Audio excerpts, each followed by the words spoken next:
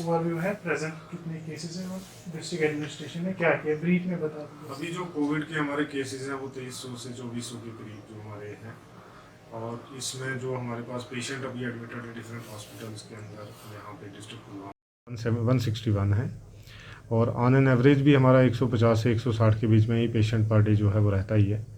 दूसरा, recovery rate में जो है वो काफ़ी इम्प्रूवमेंट हुई है, लगभग 250 से 300 के करीब जो है हमारे पॉजिटिव पेशेंट्स जो हैं वो रिकवर हो रहे हैं, और रिकवरी रेट में इम्प्रूवमेंट है। लेकिन 2-3 चीज़ें हैं जो हमारा टेस्ट रेट में भी इम्प्रूव किया है हमने 3 टाइम्स, जैसे पहले 500 के करीब होते थे, अब 1500 2000 के करीब हो रहे हैं। सेम उसी तरीके से जो है वो हमारा जो RT-PCR हैं वो भी इंक्रीज़ हुए, रैट जो दोनों वो भी हुए हैं, और साथ ही साथ में जो हमारा कॉन्टैक्ट ट्रेसिंग है वो भी इंक्रीज़ हुआ है। पहले 3 to 4% था, वो आज की डेट में सारा जो है वो 12 से 13% के करीब में है। लेकिन 2 पॉइंट्स अभी भी हमारे लिए पॉइंट ऑफ कंसर्न है। एक तो ये है कि हमारा पॉजिटिविटी रेट जो है वो काफ़ी ज़्यादा है, 13% के करीब है। दूसरा, जो हमारी डेथ रेट्स हैं वो भी one of the highest in the valley हैं। ये 2 पॉइंट्स ऑफ कंसर्न हैं। बाकी इनको भी कैसे एड्रेस किया जाएगा सो दैट कि इन चीज़ों को रिड्यूस किया जाए, तो इसके ऊपर जो है वो पूरे तरीके से हम काम कर रहे हैं। सर जो फैकल्टी रेट है मतलब Pulwama district as compare to other district ज़्यादा है, are there any particular reasons या इंफ्रास्ट्रक्चर या किसी और की प्रॉब्लम है? नहीं, इसमें ऐसा नहीं है, इंफ्रास्ट्रक्चर की प्रॉब्लम नहीं है। इसमें जो मेन चीज़ ये हुई है कि जो फर्स्ट वेव शुरू हुई है हमारे पास, जैसे अभी भी मैं आपको बताऊं कि हमारे पास जो 161 पेशेंट्स टोटल हैं, उसमें से 50 to 60 के बीच में जो पेशेंट है वो हाई फ्लो ऑक्सीजन पे हैं। उसके बाद लगभग और 50 पेशेंट हमारे जो हैं वो मीडियम पे हैं। बाकी जो हैं जो लो ऑक्सीजन फ्लो पे हैं या कंसनट्रेटर के ऊपर हैं, वो उनकी तादाद कम है। तो इसका जो मेन चीज़ ये था कि रिपोर्टिंग जो है वो लोगों ने लेट की, बताया नहीं कि मतलब उनको कुछ सिम्टम आया या उनको ऐसा कहीं फील हुआ इस तरीके से। तो घर पे जो हम अपना सेल्फ मेडिकेट करते हैं उसकी वजह से रिपोर्टिंग हमारे पास लेट हुई।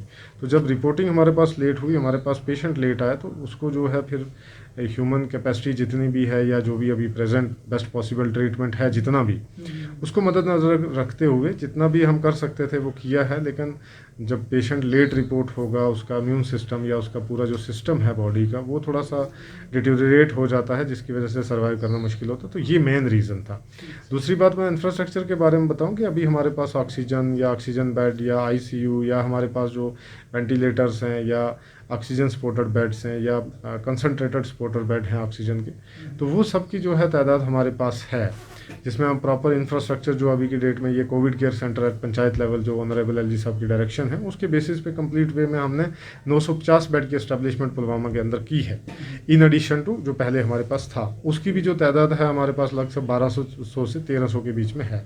तो बेड्स की या जो इंफ्रास्ट्रक्चर है या इन सारी चीज़ों की कमी नहीं है, बल्कि इस तरीके से अगर कहा जाए कि इसमें कोई भी आदमी जो है वो इसको इग्नोर ना करे, सो दैट कि लाइफ को अर्ली टाइम पे इंटरवेंशन, ट्रीटमेंट का इंटरवेंशन हो और लाइफ को जो है वो सेव किया जा सके। ठीक है। तो सर एक मंथ हुआ है कंप्लीट लॉकडाउन को, तो आपको कोई रिलैक्सेशन का चांस नज़र आ रहा है आने वाले दिनों में? देखो, ये तो सिचुएशंस जो हैं ये रिव्यू होती हैं, ऑनरेबल LG साहब इसको रिव्यू करते हैं एज़ पर उसको सारी जो फीडबैक लेने के बाद ही जो है उसमें क्या क्या खुलना चाहिए, क्या क्या रिस्ट्रिक्शन होनी चाहिए, क्या क्या नहीं होनी चाहिए, तो उनके ऊपर डिसीजन किया जाता है। लेकिन मैं एक बात बताना चाहूँगा कि रिस्ट्रिक्शन की वजह से इसको नेगेटिव वे में ना लिया जाए। रिस्ट्रिक्शन का मतलब ये है कि किस तरीके से प्रायोरिटाइज करके कोविड के साथ निपटा जाए, लोगों की जानों को जो है वो सेव किया जाए, नंबर 1 पार्ट। नंबर 2 ये पार्ट कि किस तरीके से हमारे पास जो एरियाज़ हैं जहाँ पे कंटेनमेंट वाले एरिया हैं, दूसरे एरियाज़ हैं जहाँ पॉजिटिव केसेस हैं, उन एरियाज़ को किस तरीके से जो है वो बेटर वे में मॉनिटर किया जाए, तो मॉनिटरिंग जो है वो अच्छी हो जाए। और साथ ही साथ में जो फिर जो ऑक्सीजन की जो हमारे पास जैसे इंफ्रास्ट्रक्चर ऑक्सीजन का, तो पुलवामा के अंदर जो है वो LG साहब के डायरेक्शन पे जो है वो 1000 LPM का ऑक्सीजन प्लांट जो है इस्टेब्लिश किया। टोटल डिस्ट्रिक्ट हॉस्पिटल के अंदर हमारे पास 1300 LPM प्लस हमारे पास 550 बड़े जो ऑक्सीजन सिलेंडर्स हैं, वो जो है मेगा सिलेंडर्स जिनको बोलते हैं, उनकी सप्लाई जो है रेगुलर वे में एज़ पर डिमांड जो है वो सप्लाई की जाती है। तो अभी इन चीज़ों की हमारे पास या किसी दवाई या इंफ्रास्ट्रक्चर, इन सारी चीज़ों की जो है वो अभी फ़िलहाल में कोई कमी नहीं है, बल्कि इसको आर्गूमेंट और इम्प्रूवमेंट के लिए जो है वो स्कोप हमेशा है, जो हम कर रहे हैं, और आने वाले टाइम में आपको लगेगा भी कि बहुत सारी चीज़ें जो हैं वो हमारी हुई है। ठीक सर। सर पुलवामा ने मिस की है डेडलाइन, जो 100% वैक्सीनेशन का टारगेट था 10 डेज में और 45 एज पीपल के लिए, तो क्या वजह रही? नहीं, इसमें मैं आपको बताऊं कि 2 चीज़ें हैं अभी आपको कि हमारे पास जो ओवरऑल पॉपुलेशन है वो लगभग 1,40,000 के करीब पॉपुलेशन है जो 45 प्लस एज ग्रुप है। उसमें अगर आप देखेंगे तो अभी हमारे पास 1 लाख क्रॉस किया है, ठीक है। एक ह्यूज चंक को जो है हमारे medical health and medical workers ने उसको जो है वैक्सीनेशन की है। प्लस उसके बाद अगर हम दोनों डोजेज़ की बात करें, फर्स्ट और सेकंड डोज दोनों मिला के, तो आज की डेट में हमारे पास 1,30,000 के करीब जो डोजेज़ हमने की है।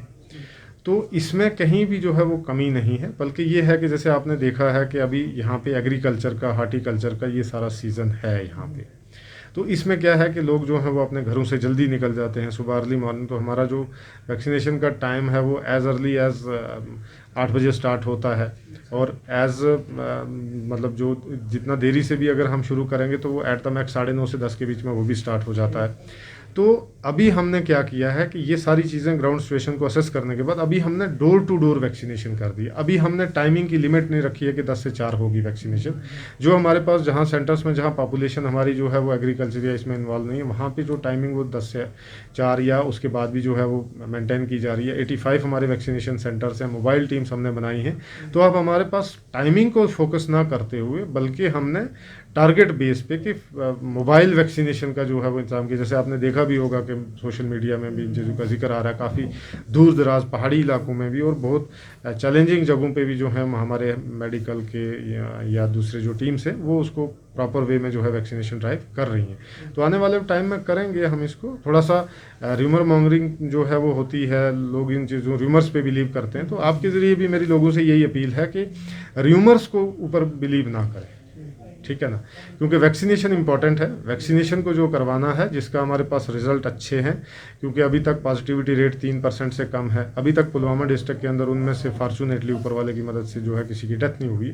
तो this is a positive sign. लोगों को इसको पॉजिटिव वे में ले के ज़्यादा से ज़्यादा जो है वैक्सीनेशन की तरफ आना चाहिए, करवाना चाहिए। तो आई थिंक ये भी हमारा जो रिमेनिंग टारगेट है ये भी बहुत जल्दी पूरा हो जाएगा। अच्छा सर, जो बिलो 45 एज के लोग हैं उनके लिए वैक्सीनेशन कब स्टार्ट होगा? इस any timeline?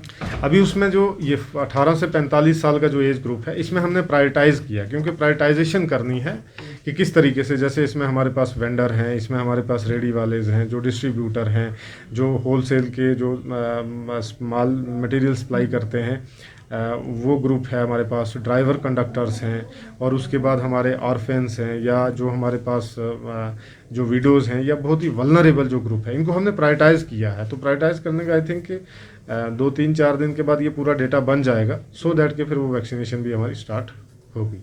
Sir, there are allegations that many patients have reported that they have not received COVID-19 kits that are being supplied to their respective homes. तो बहुत सारे पेशेंट्स हैं जिनकी डिस्ट्रेस कॉल्स भी आई हमें कि हमको कोविड किट तो मिला ही नहीं, हालांकि कोई देखने भी नहीं है।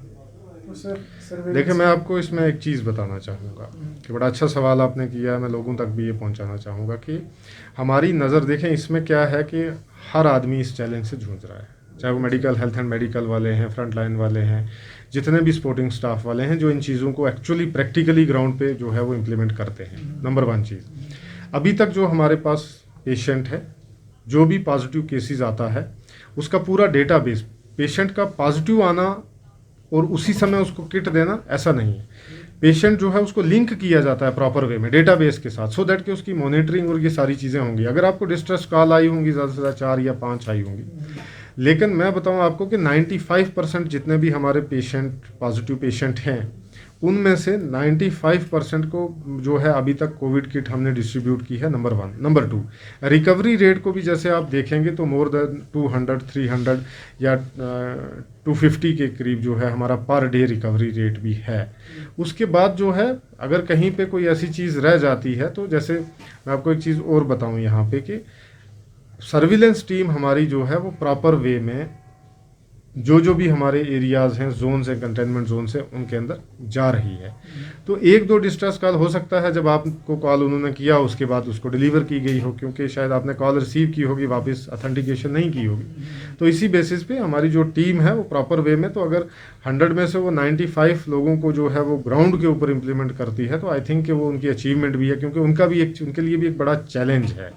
तो इंश्योर कर रहे हैं हम कि मतलब आज मिले या कल मिले सारी डिस्ट्रीब्यूशन जो है वो हो जाए। सर एसेंशियल जो सर्विसेज हैं जैसे इवन वेजिटेबल वेंडर्स को अलाउ किया गया है कि वो सेल कर सकते हैं, तो लेकिन मार्केट चेकिंग स्क्वाड्स की कमी रह जाती है क्योंकि लोग एलेज कर रहे हैं कि प्राइसेस बहुत मतलब राइज हुए हैं इस पैंडेमिक के दौरान, लॉकडाउन के दौरान, क्योंकि there are no the administration is not monitoring them properly. Sir इसके बारे में सर क्या कहेंगे? देखिए, आप एक चीज़ जो है इस चीज़ को हमें समझना बड़ा ज़रूरी है। जैसे आप देखेंगे कि खरीदने वाला भी पब्लिक, बेचने वाला भी पब्लिक, ठीक है ना।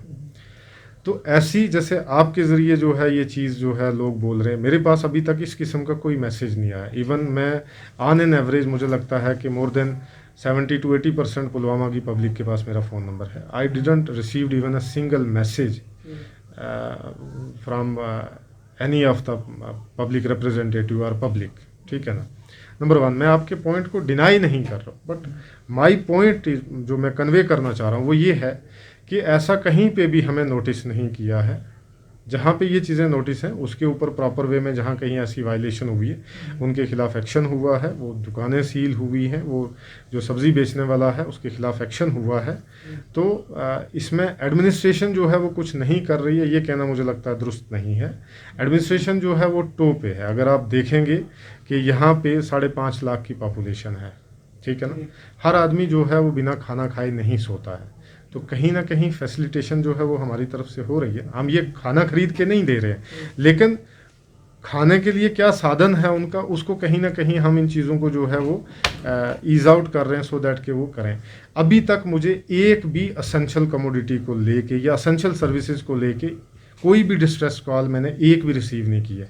On an average per day में कम से कम भी जो है वो 350 से 400 के बीच में मैसेजेस और फ़ोन कॉल्स तो लगभग 200-250-300 फ़ोन कॉल्स मैं अपने पर्सनल फ़ोन पे रिसीव करता हूं। तो मुझे ऐसी कोई कॉल जो है वो मिली नहीं।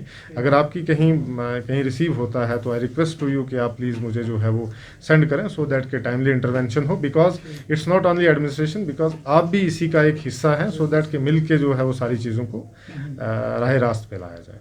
सर ये जानना था हमें कि क्या डिस्ट्रिक्ट एडमिनिस्ट्रेशन ने फाइनेंशियल असिस्टेंस पे की है, जैसे कंस्ट्रक्शन वर्कर्स हैं? बिल्कुल, मैं आपको बताता हूँ। यहाँ पे हमने जो यहाँ पे असिस्टेंस है वो 2-3 किस्म की असिस्टेंस है। अभी तक हमारे पास जो मैं आपको डेटा बताऊँ कि हमारे पास 1 अप्रैल से लेकर अभी तक जो प्रेजेंट डेट है इसमें हमारे पास 5.5 लाख मेन डेज जनरेट किए गए हैं नरेगा के अंदर, जो डिमांड बेस्ड है।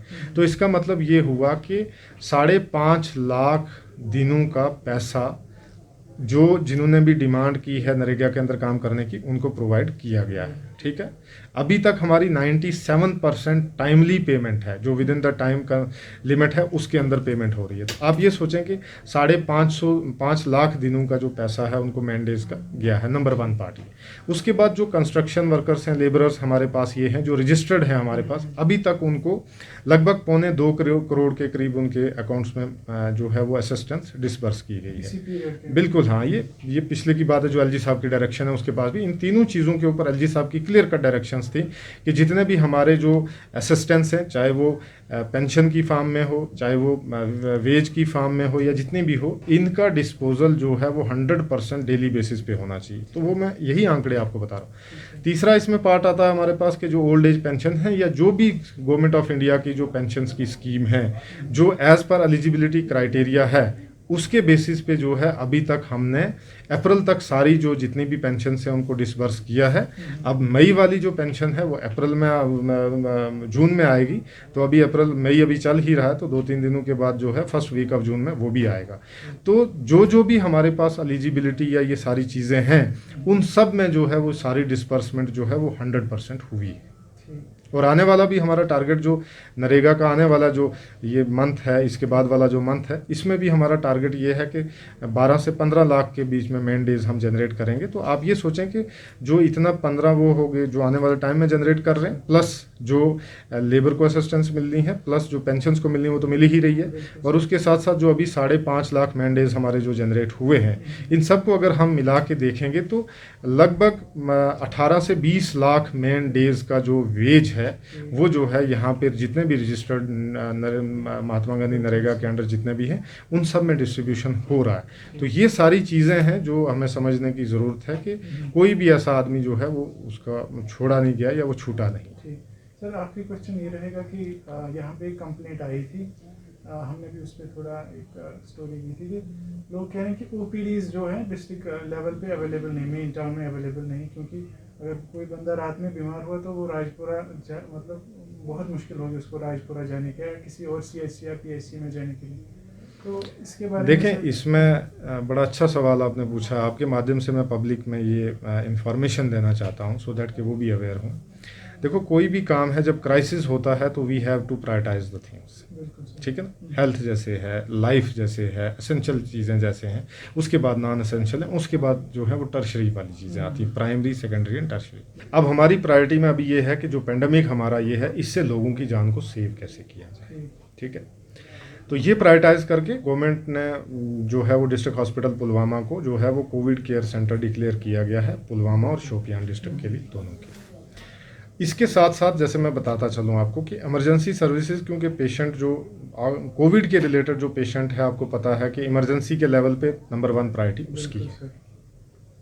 उसको हमने प्रायोरिटाइज करने के लिए जितने भी हमारे पास पेशेंट हैं, सो दैट कि हमने 161 पेशेंट जो आज की डेट में भी हमारे पास हैं, और वो जो एडमिशन है और जो भी डिस्चार्ज है वो होता रहता है, तो इसको हमने जो है वो इंश्योर किया सो दैट कि हमारा पुलवामा का कोई भी जो है सिटीज़न जो है वो कहीं दूसरे शहर में जाके या दूसरे हॉस्पिटल में जाके परेशानी से ना जूझे। यहाँ पे अपने डिस्ट्रिक्ट में रहेगा तो वो नफसियाती तौर पे, साइकोलॉजिकली भी वो थोड़ा सा बूस्ट रहेगा। पहली चीज़। दूसरी चीज़, हमने जैसे यहाँ पे प्राइवेट नर्सिंग होम है, वो भी 2 जो है वो हमने रिक्विजिशन की है, जिसके अंदर हमारी गायनी की या दूसरी सर्विसेज जो है वो चल रही हैं, अगर आपने देखा होगा अभी। और बाकी जितने भी एरियाज हैं उनमें तो चल ही रही हैं। तो आने वाले जो है मुझे लगता है 1 वीक के अंदर जितनी भी इमरजेंसी सर्विसेज हैं ये जो है अपनी अपनी जगहों पे रिस्टोर हो जाएंगी। लेकिन अभी भी जो इमरजेंसी सर्विसेज हैं वो हम चला रहे हैं, मोहम्मदिया नर्सिंग होम में भी चला रहे हैं, बाकी जितनी PHCs है, CHCs हैं या SDHs हैं वहाँ पर भी जो है वो चल रही हैं। तो डिस्ट्रिक्ट हॉस्पिटल में भी हम आने वाले टाइम में 1 वीक या 10 डेज़ के बाद जो है इमरजेंसी सर्विसेज पर्टिकुलरली जो है वो वहाँ से शुरू हो जाएंगी। लेकिन अभी इमरजेंसी सर्विसेज सिर्फ कहीं पे डिस्टर्ब नहीं है, बस कि ये है कि शिफ्ट हुई है।